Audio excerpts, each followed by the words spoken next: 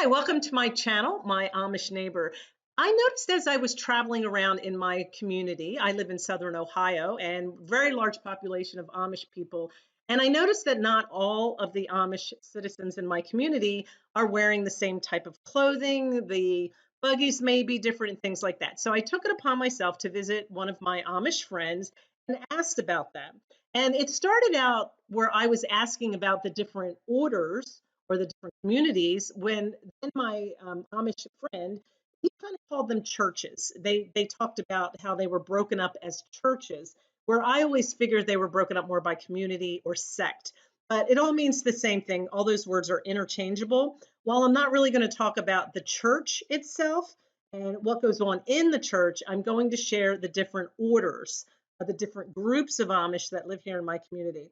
And as always, I want to make a disclaimer. Not every Amish community across the country, across the world, they don't all do the same thing. They live kind of like we do. We have different groups of people, different churches, different rules that we live by. Each country lives by different rules, so it's kind of like that. They call it their church groups, though. So we'll kind of split them up according to that. So thank you for watching. Here are the four groups that we're going to be going over: the Old Amish, then the New Order Amish, the Beachy Amish, and the Swartzentruber Amish. And we'll go over those four groups that are living in my community here in Southern Ohio. Now, before we get started, don't forget to subscribe. Every video that I put out is questions that I've been asked by my audience, you, and I go seek out the answers by asking my Amish neighbors. So that was my introduction to what we're going to cover today, but I wanted to give you a little disclaimer. Usually when I do my videos, I put some closed captionings and you get to read it and listen to some music, and there was just so much information this time about the four different orders that I went ahead and talked. So I apologize, it's not as pleasant as the others have been, but there's a lot of good information. So enjoy. I'll play some soft music in the background so you can still have that, but enjoy. It's really interesting about how they separate their groups. And again, they pretty much consider it different churches as opposed to communities or orders like we do. But that's basically how they think of it, as their church group. So enjoy, and thank you for watching. The first group of Amish that I want to talk about are the Old Order Amish. This is what my friend actually belongs to, the Old Order Amish. And at first I was kind of surprised because my friend owns a business, actually feed, and that's where I go to pick up my feed, my chicken feed, my dog food, and things like that. My husband works for them. And I didn't see him as Old Order Amish the way I would think it is, because I always thought of them as being extremely old fashioned, maybe, really backward in the times, very, very, very, very simple. But the Old Order Amish is what most of the people in our community are. And basically, they are what we call the largest group of rural Amish settlements. They're actually known for their strict rules involving dress. So you're going to notice that the Old Order Amish are wearing mostly black or dark colors, and they prohibit the use of buttons and zippers, as an example. They regulate hair length, so the men have to grow long beards. They're not allowed to trim them, and the women cannot cut their hair. So these are, again, just general rules of the Old Order Amish. You're going to end up getting rules where some of these groups will split up and sometimes change some of the rules according to their bishop. So keep that in mind as well. So I'm talking in general terms. They also oppose church building. So basically, they will have a group of maybe 25 to 30 families, and they go every other week to church, and they will go to their individual homes. So a lot of them sometimes will use the barn. It's not unusual for us to be driving down the road on a Sunday morning, and we'll see a lot of horse and buggies out in front of a barn, and that's where they're going to church. Now, I did ask, I said, why do you only go every other week? And my friend said, well, this allows us on the off weeks maybe to go visit family. So like his in-laws live in Kentucky. So they might take that weekend or that Sunday to travel to Kentucky to see family. And if they have church, they can even attend church with them if they choose, depending on what schedule they're on. They deliberately avoid modern technology like cars, electricity, and tractors. Now, they say that, but you might think, well, that means they never use a car. No, the Old Order Amish will hire drivers who can take them places. Just like this, my friend has a business. He has to deliver feed to the other. Now, just because they say they don't use cars doesn't mean they can't get in a car. So what they'll do is hire English, which would be us, to drive them to the grocery store, to help deliver feed, different things like that. As long as they're not driving the car, they don't own the car, they can get in the car as the old order Amish. They also do not have electricity, but it doesn't mean they don't have light. What it means is their source of electricity comes from a battery and not from the electric power company like ours says. They disconnect themselves from the local grid, if that makes sense. And it's the same thing with tractors. They don't have a tractor. They can't hire. Some of the old order Amish won't even hire somebody to come tractor their fields with the English tractor, but they can put implements on the back of horses. So they get around a lot of this stuff in different ways. All right, now let's look at the new order Amish. New order Amish would kind of consider coming up a level, if that makes sense. They sometimes are called the Amish Brotherhood or the New Amish. They're Amish settlements that grew out of the old order Amish communities pretty much in the mid-20th century. They're very similar to the old order Amish with slightly relaxed rules governing their dress and technology. So you can see here their colorful clothing is permitted, but they're still using the same style. And the men are allowed to trim their beards when they don't have to grow them long. Now, I could do a whole video on the beards and what that means. I have that on my list to do, but right now let's just talk about some basic rules. They are allowed some modern technology, like telephones. They are allowed to use tractors, and they'll even go on airplane travel. They're also more evangelical than the old order Amish. They want to go out and promote born again experiences among the young people.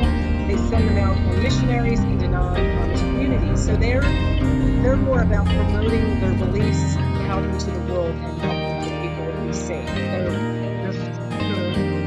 than the old order Amish, though, in one way, and that's with they prohibit alcohol and tobacco. So that's very interesting between the two groups. Now, one group, the next group we're going to cover, is a little bit more. I was joking with my friend. I said, "Oh, these people are more liberal," and he just laughed. But we have the Beachy Amish, and they're from the old Amish order as well. Again, they broke away because of disputes over evangelicalism in the United States. They admired the revival of many of the churches in the country, like the Baptists and the Mennonites, how they were going out and doing revivals and things like that. So the Beachy Amish wanted to do that. So they started having their own tent revivals, and they pretty much opposed what the larger old order Amish said, that where they didn't want people to go out and evangelize. So they wanted to do that. So as you can see, it's not a bad thing, the reasons why people separated. It's just that they separate, just kind of like our own churches do, because there's little technicalities. For instance, this community, the Beachy Amish, they could not find any biblical references that prohibit the use of buttons or zippers or basic innovations. So they went more with the Bible, saying, we can use these things. It's not bad. And they also are allowed to use cars and electricity. So again, I think the overall thing with all the Amish is trying really hard not to be part of the world, if that makes sense, and be influenced by the world. So the more that they stay within these rules, they can have a little bit more control of their lives, if that makes sense. Now, I saved this one for last. Swartzentruber Amish, and my friend shared this with me. He said this is the Amish order that most people think of when they think of Amish. The Swartzentruber was a family name, and they created their group, and they're very, very, very strict than most old order Amish people. Or actually, they call it having a lower standard of living, but I would like to say it more like they have a stricter standard of living. They are very quick to excommunicate their members, and they're even more isolated from any non-Amish people. So they are less apt to talk to English people or to interact with English people. So if they try to get a job, they might be more apt to go to another Amish farm or an Amish business to earn money and not interact with the English. So they're not going to create a business of their own and hire English people that have trucks and things. So they're really limited as well in what kind of business that they can have. Their standards of dress are a lot harsher. They're very, very, very basic. And again, no zippers, no buttons, and things like that. And members may not not riding cars owned by non-Amish people. So again, it really limits them. Now, if there's an emergency, somebody needs to get to the hospital, that's different. But in general, they don't practice that. And in school, they're less rigorous. Most Amish people only go to 8th grade, but your Swartzentruber Amish, the very, very old Amish order, they're not even rigorous in their lessons with their students, even though they go up to the 8th grade. They see themselves as the truest heirs to the Anabaptist Amish tradition. So basically they are. They're the ones that have held on to those values, those rules and things that started the Amish community, and they've stuck with it. So there you go, you have the 4 groups. Now my friend did tell me that there is a new group that's starting up, and he's not really sure why they are or what their rules are going to be, but they're calling themselves the New Order Amish. And again, it's probably just another group that wants to break away a little bit more and take advantage of some of the tools that we have in our world, and they want to be able to use them but still hold on to their beliefs and things. So there you have it, the different orders of Amish. Where do these rules come from? Basically, the bishop of that group is the person that usually will create those rules for the group to follow. And when they have a group of when they have a group of 25 to 30 families, and we use those numbers, you know, everybody's not exact. If the families start getting to be too many people, then they break apart.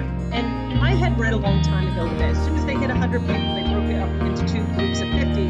But my friend said, yeah, that sounds good. He goes, but basically, the reason we break apart is because we can't all fit in each other's barn or house, so we'll just break up into 2 groups.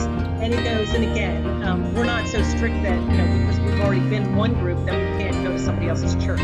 So it's just really because of technicalities like that. It's not because there's a rule that they have to break up. It's because of the necessity. So kind of, you know, in a nutshell, that's where the rules come from.